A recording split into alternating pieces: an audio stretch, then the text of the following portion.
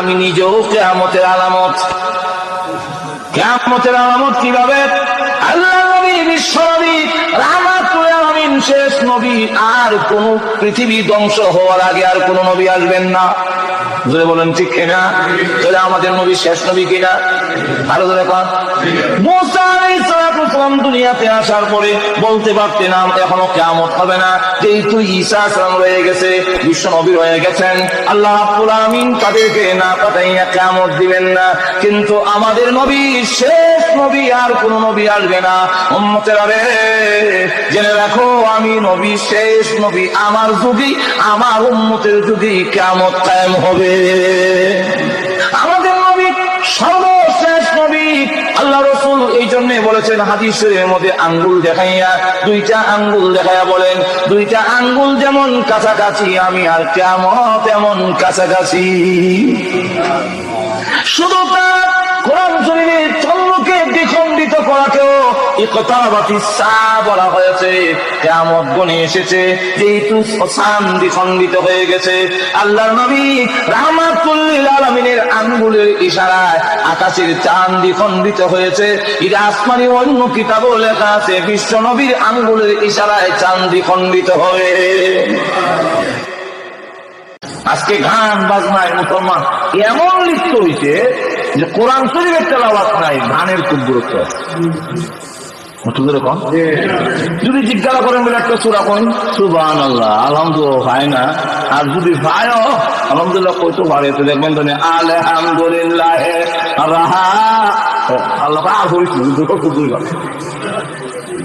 আর গান বাজনা সঙ্গীত কত রাতে ভঙ্গি দিয়া কত অভিনয় হয়ে যাবে গান পিছতে হিসাব নাই। এটা গান করবো কোনটা পেতাম কোনটা তাহলে বোঝা যায় হ্যাঁ জানে অনেকটা ঠিক নেই। আল্লাহ কোরআন তেলাওয়াত যদি করত, ওই ঘরের প্রতি রহমত নাযিল করত। যখন নাকি কোরআন শরীফ তেলাওয়াত করে বের হয়, আল্লাহ রাব্বুল আলামিন ওই বান্দা বান্দির জিম্মাদার হয়ে যায়। পুরুষের মধ্যে এমন ছিল, নারীদের মধ্যে এমন ছিল, মহিলাদের মধ্যে এমন মহিলা ছিল 40 বছরের ভিতরে আল্লাহর কোরআনের আয়াত ছাড়া একটা কথাও বলে না। কেন আল্লাহ কোরআন ছাড়া কথা বলবো? কারণ আল্লাহ কোরআনে বলছেন, ও পৃথিবীর পুরুষ আর নারীরা, তোমাদের জবান দিয়া যা কিছু বের করো সবগুলো আমি আল্লাহ রেকর্ড করে রাখি, সবগুলো রেকর্ড করি। এখন শুনে রাখো, ওই কথাগুলো যদি তুমি বলো রেকর্ড হবে, কঠিন ময়দানে তোমার রেকর্ডটা যখন ছেড়ে দেওয়া হবে, ওই দিন দেখবে একটা কথাও বাদ পড়ে নাই। তাই আমি কোরআন ছাড়া কেন কথা বলবো? আমি চাই কিয়ামতের মাঠে আমার আমল নামা যেন আল্লাহর কোরআন শরীফ হইয়া যায়। আল্লাহ রাসূল বলেন, শুধু তা না, আরো লক্ষ্য করে দেখো, আল্লাহ রাসূল সাল্লাল্লাহু আলাইহি ওয়াসাল্লাম বলেন, এমন এক যুগ আসছে কিয়ামতের আলামত, নিচু শ্রেণী যারা পাপিষ্ঠ হবে, যারা ফাসিক হবে, নামাজ পড়বে না, বিধান মানবে না, মদ পান করবে, চরিত্র বলতে কিছু নাই, তারা হবে সমাজের নেতা। জোরে বলুন ঠিক কিনা? আরো জোরে বলেন। আল্লাহ রাসূল সাল্লাল্লাহু আলাইহি ওয়াসাল্লাম যাগুলো বলেছিলেন সবগুলো তো অক্ষরে অক্ষরে পালন হয়। নেতারা যদি ভালো না হয়, তাহলে এটার প্রভাব জনগণের উপরেও পড়ে। পাপিষ্ঠ কিছু লোকগুলো যখন নেতৃত্ব দিবে, আরো বলেন শুধু তা না, নিচের শ্রেণীর লোকগুলো উপরে উঠে যাবে, উপরের শ্রেণীর লোকগুলো নিচে নেমে যাবে, আর জ্ঞানের চর্চা কমে যাবে, অজ্ঞতা মূর্খতা বেড়ে যাবে, জিনার বাজার গরম হয়ে যাবে। জিনার মতো যখন ওই গুনাহ আল্লাহ রাসূল বলেন যখন ব্যাপক হয়ে যাবে, নারীর সংখ্যা বেড়ে যাবে, পুরুষের সংখ্যা কমে যাবে। এমনকি একজন পুরুষের অধীনে কিয়ামতের পর ধ্বংস হইবার আগ পর্যন্ত 50 জন মহিলা থাকবো একবার। এখন আসুন লক্ষ্য করে দেখুন, আল্লাহ রাসূল বলেন ওইগুলো যখন হবে, নিচের শ্রেণীগুলো উপরে উঠে যাবে, উপরের শ্রেণীর লোকগুলো নিচের শ্রেণী বুঝছেন রেজিল প্রকৃতির মানুষ যে খারাপ, এই জাতীয় লোকগুলো এগুলো উঠে, আর বাবা মানুষগুলো এগুলো। শুধু তা না, আল্লাহ রাসূল সাল্লাল্লাহু আলাইহি ওয়াসাল্লাম আরো বলেন, যখন দেখবে উম্মতের মধ্যে পরবর্তী লোকদেরকে যারা আগে চলে গিয়েছে, তাদেরকে পরবর্তী লোকেরা মন্দ হইব, তুমি ভালো আছিস না, তুমি ভালো আছিস না, যারা গেছি কি আর মন্দ হয় বাবা। আরো বলে কন এই যখন হয়ে যাবে রাসূল সাল্লাল্লাহু আলাইহি সাল্লাম বলেন, এই হলো কিয়ামতের ছোট ছোট নিদর্শনগুলো বলা হয়েছে। এইগুলো যখন এসে যাবে সতর্ক হয়ে গেল আমার উম্মতেরা। এরপর যদি সতর্ক না হও, কোন দেশের উপরে যদি হামলা করে বহিরাগত হামলা হয়, তখন সতর্ক সংকেত দেওয়া হয়, সাইনেল বানানো হয়। এটা দেওয়ার সাথে সাথে উদ্দেশ্য হলো সতর্ক হয়ে যাও, যার করে লাইট আছে নিভাই নাও, যাদের ব্যাংকার আছে ব্যাংকারের ভিতরে ঢুকে যাও, আত্মগোপন করো, আর না হয় হামলার মধ্যে গজবের মধ্যে পড়ে যাবে।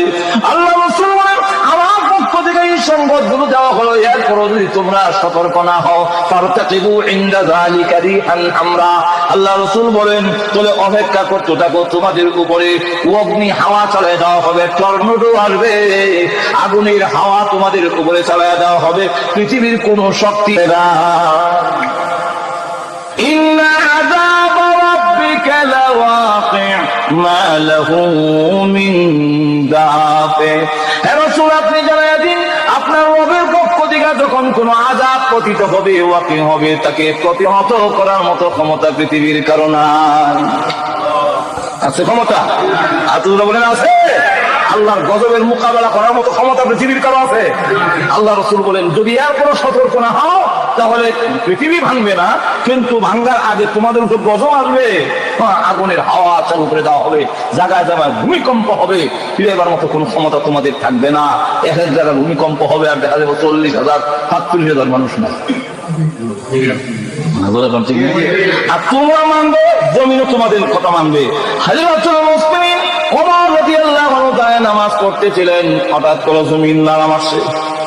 উনি নামাজ শেষ করে জমিনের মধ্যে আঘাত দিয়ে বলেন, রে জমিন, তোমার পেটের ভিতরে বিশ্বনবী ঘুমিয়ে আছেন, তোমার পেটের ভিতরে আবু বকর সিদ্দিক রাদিয়াল্লাহু আনহু ঘুমিয়ে আছেন, আর তোমার পিঠের উপরে আমি নামাজ পড়তেছিলাম। তুমি যে না মানলে, এতে তো আমার নামাজের অসুবিধা হইল, রাসূলের সাথে বিয়াদবি হয়েছে। বন্ধ। চাবুক দিয়ে আঘাত করে বললেন, থামো, আর নাড়া দিও না। এই যে বন্ধ হইল, মদিনার জন্য কিয়ামত পর্যন্ত ভূমিকম্প বন্ধ হয়ে গেছে। কিন্তু আজকে আমরা কোন গজব থেকে ফিরে যাবার মতো নাই, সামান নাই। কেন? আমরা পাপাচারী লিপ্ত হয়ে গেছি। আরো করে বলেন, শুধু তা না, সূরাত তোমাদের পরিবর্তন করে দেওয়া হবে, মাঝখান মানে তোমাদের আকৃতি পরিবর্তন করে দেওয়া হবে। শুনবে বেড়া বেরিয়ে গেছি, বেটি বেড়া হয়ে গেছি।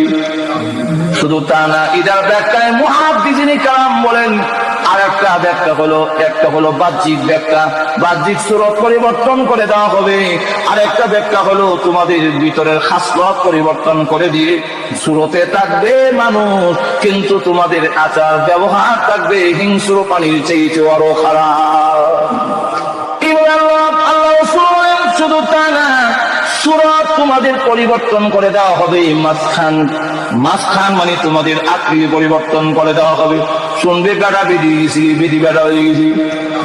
শুধু তা না, এটার ব্যাখ্যায় মুহাদ্দিসিনে কালাম বলেন, আর একটা হলো বাহ্যিক ব্যাখ্যা, বাহ্যিক সূরত পরিবর্তন করে দেওয়া হবে।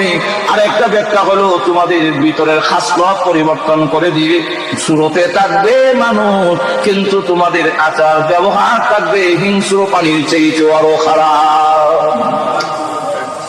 আজকের আমাদের চরিত্র হিংস্র প্রাণীর চাইতে ভিতর আরো খারাপ।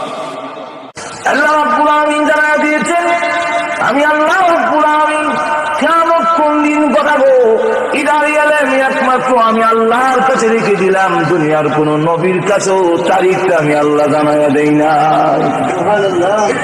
এটার এলেন একমাত্র কার কাছে? আর তুই বলেন, আল্লাহ রাব্বুল আলামিন তার রাসূলকে বলেন, আপনাকে যদি কেউ কিয়ামতের ব্যাপারে জিজ্ঞাসা কোন দিন হইব, আপনি কইনি হ্যাঁ আমি কইতাম না, আল্লাহ যেরকম কে আল্লাহ একা একা বলেন, يسألونك عن الساعة أيان مرساها, আপনাকে প্রশ্ন করা হয়েছে কিয়ামত কোন দিন সংঘটিত হবে। আপনি বলে দিয়েন, ফিমা আনতা মিন যিকরাহা ইলা রাব্বিকা মুনতাহা। কিয়ামতের আলোচনা ইদার সাথে আমি রাসূলের কোনো সম্পর্ক নাই। ইলা রাব্বিকা মুনতাহা, একমাত্র আমার রবের কাছে। তাহলে আপনি কি চান? আল্লাহ আপনি ঈদও পেয়ে দেন, আমি কি রসুল পরে আল্লাহ পরে আয়াতে শিখাইয়া দেন, ইন্নামা আনতা মুযিরু মান ইয়াখশাহা। কিয়ামতের ব্যাপারে যারা সতর্ক হতে চায়, যারা ডরায়, তাদেরকে ভয় দেখানো হইল আমি নবীর কাজ। আমি নবীর কাজ হইলো যারা ডরায়, যারা হরকাল সম্বন্ধে ভয় রাখে, এদেরকে ভয় দেখানো হইলো আমার কাজ। কিয়ামতের তারিখ কোন, এটা আমার কাজ। ধরে কোন ঠিক কিনা? তাহলে লক্ষ্য করে দেখুন, আল্লাহ রাব্বুল আলামিন লুকায় রেখে দিয়েছেন, তার রাসূলকে সঠিকভাবে তারিখ জানায়া দেন নাই। সবচেয়ে বড় ফেরেশতা হলো জিবরাইল। জিবরাইল আলাইহিস সালাতু ওয়াস সালাম নবীজির দরবারে আসছেন মানুষের স্বরূপ ধরে, মুসাফিরের স্বরূপে। মুসলিম শরীফে এবং মিশকাত শরীফের হাদিসের দুটো কিতাবে হাদিস আছে, মশহুর, সকলেই জানে। এই হাদিসের নাম হলো হাদিসে জিবরাইল। জিবরাইল আলাইহিস সালাতু ওয়াস সালাম মুসাফিরের বেশে রাসূলের সামনে আসলেন, মানুষের স্বরূপ ধরিয়া উরুতে হাত রেখে বসলেন, প্রশ্ন করেন, আখবিরনি আনিল ইসলাম, ইসলাম কাকে বলে একটু ব্যাখ্যা দিন। রাসূল ব্যাখ্যা দেয়, তখন জিবরাইল বলেন, সাদাক্তা, ঠিক বলছেন। সাহাবীরা প্রশ্ন করে আমরা খুশি হয়েছিলাম, কারণ অনেক অজানা জিনিস এখন আমরা জানা শুরু হয়েছে, কিন্তু বেটার মাতে আমরা রাগ দিই, কারণ আমার নিজেই কয় সাদাক্তা, ঠিক করছেন। ঠিক করছেন এই কথার দ্বারা বোঝা যায় উনি নিজেও জানেন, না জানলে ঠিক। কথার দ্বারা বোঝা যায় উনি নিজেও জানেন, না জানলে ঠিক। এই কথা বলে বলুন, আরো ধরে কখন। আবার জিজ্ঞাসা করেন, আখবিরনি আনিল ঈমান, ঈমান কাকে বলে ব্যাখ্যা দেন। তো রাসূল ব্যাখ্যা দিলে উনি ঠিক করছেন। তো সাহাবীরা আবার মনে মনে খুশি, এমন কতগুলো প্রশ্ন তিনি করতেছেন যেগুলো আমরা রাসূলকে করার দরকার ছিল, কিন্তু বেয়াদবি হয়ে যায় এই বইয়ে আমরা জিগাই না। আর উনি যখন জিজ্ঞাসা করতেছেন এক উসিলায় আমরা জানবা শুরু হয়েছে, তো এবারে ঠিক এই কথা হয় না, আমরা আশ্চর্য হয়ে গেল। তুই শেষে গিয়া লম্বা হাদিস শেষে গিয়া বললেন, আখবিরনি আনিস সাআহ। কিয়ামতে আপনি কোন জায়গায় কিয়ামত শব্দটা ব্যবহার করছেন, আবার কোন জায়গায় সাআহ মানে কিয়ামত। এখন সাআহ যে বলা হয়েছে, বলেন দেখি কিয়ামত কখন হবে, এটার ব্যাপারে আমার একটু বর্ণনা দেন। রাসূল জবাবে কি বলেন? রাসূল কিন্তু চিনছেন লোকটাকে। রাসূল বলেন, মাল মাসউলু আনহা বিআলামা মিনাস সাইল। প্রশ্নকারী যেমন জানে না কিয়ামত কোন দিন হবে, যাকে করা হয়েছে উনিও জানেন।